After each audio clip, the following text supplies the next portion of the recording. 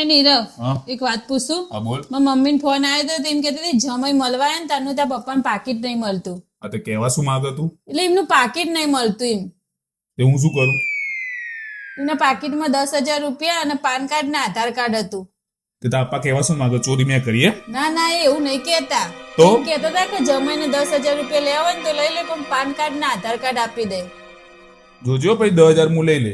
હા લે. ખાલી પાન કાર્ડ ને આધાર કાર્ડ જ આપે. ખાલી પાન કાર્ડ આપ્યો હા લે.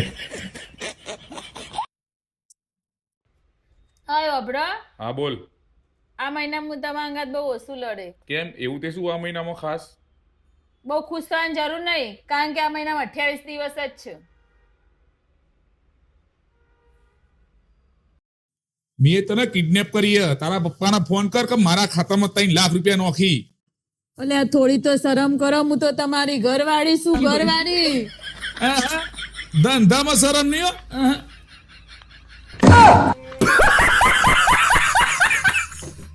ચલ બાય દિવ્ય કાલે વાત કરીએ. આ તાર બેનપણી દિવ્યા જોડે તને વાત કર્યા વગર એક દિવસ ચાલે તો નહીં હો ને? એક કે દિવસ ના ચાલે એ તો મારો જીવ છે. એ તારો જીવ તો હું કોણ છું? તમે તો મારા પતિ પરમેશ્વર છો. તો તું મારા માટે કર્યું હો કે? તમારા માટે તો હું મારો જીવ આપી દઉં. एहे रहा नहीं जाता तड़प ही ऐसी है ना એ હા happy chocolate day. Chocolate day માં ચોકલેટ હોય ગોળના રવા ના હોય. હવે લગ્નના 12 વર્ષ થયો. ચોકલેટ આલું ને તો તું એકલી જ ખાય અને ગોળ આલું ને તો આખું ઘર ઘી ગોળ ખાય.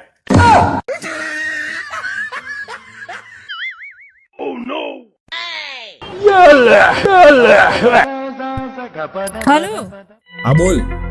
એક છોકરો માં થેલો લઈને આવી ગયો. શું? તું એને ફોલો કર, હું પોલીસ લઈને આવું. સારું હલો હલો પણ હું છે ફોલો કરું એની આઈડી તો મને ખબર નહીં.